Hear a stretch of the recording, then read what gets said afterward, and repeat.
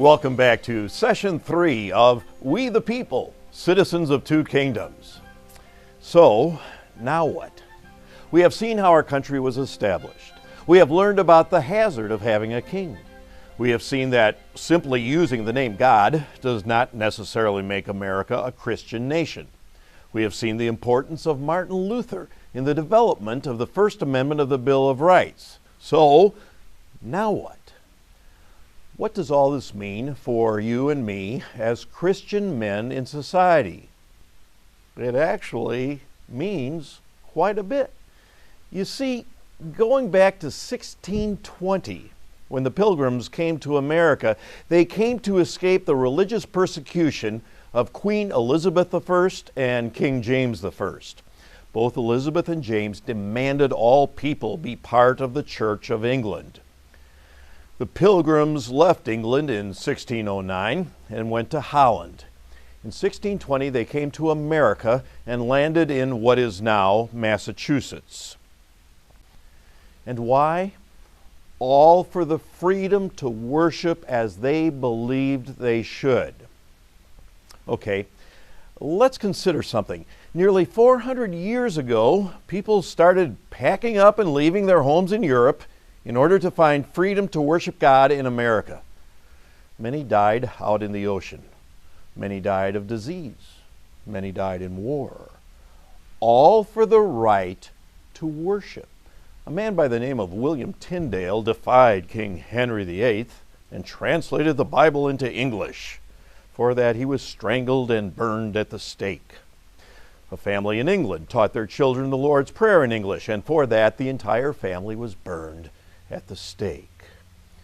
Kind of gives a serious meaning to what Luther said, doesn't it? But if it, that is the civil government, invades the spiritual domain and constrains the conscience, over which God only must preside and rule, we should not obey it at all, but rather lose our necks. In the 5th chapter of Acts, we read about some of the apostles being thrown into prison for teaching at the temple. The night after they were arrested, the angel of the Lord set them free from the jail and told them to go back to the temple the next day and preach. They were brought before the high priest. "We gave you strict orders not to teach in this name," he said. "Yet you have filled Jerusalem with your teaching and are determined to make us guilty of this man's blood." Peter and the other apostles replied, "We must obey God rather than men." The Acts 5 caveat, we must obey God rather than men, definitely comes into play. And so, as an individual Christian living in the reality of God's right-hand activity and in the reality of my left-hand responsibility, I have to sort this out. God calls me to be obedient to my government and to support them. So I do that. Now, what happens when the government enforces a law or demands that I do something which is in clear opposition to what God has established, either to His gospel or to the simple natural law? Well, then I have to obey God and not men. And that would put me in a situation of civil disobedience. And I would say our church is very clear on this. There is a time when that is called for. It's not something you enter into idly. You are very conscious of it, and it's something you do deliberately, of saying, the time has come where I need to simply say, this is wrong, I can't participate in this, and so I will now have to choose to disobey the government for the sake of my obedience to God and His Word. I think that if Christians were to take a little more seriously what God really calls us to do, we would probably find ourselves out of step with the culture more than we currently are. Whether that means going to the point of, persecution in our country, probably not at this point, but certainly at odds with our culture, I think a lot more than we sometimes admit.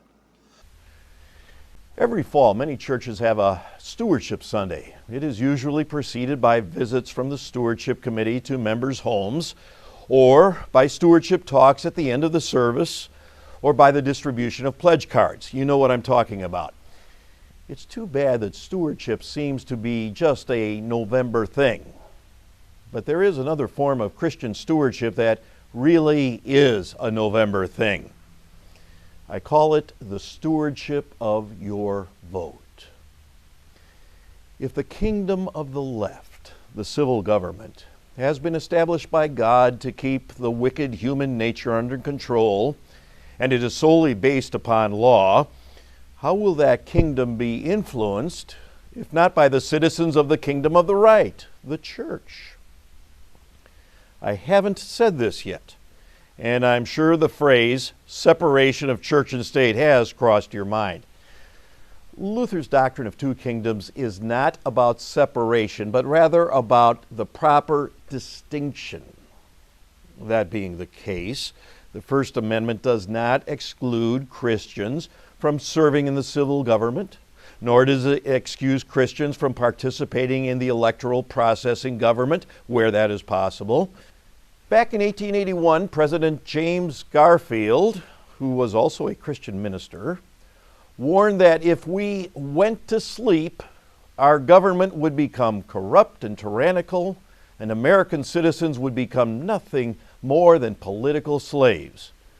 He also said, "Now more than ever before, the people are responsible for the character of their Congress.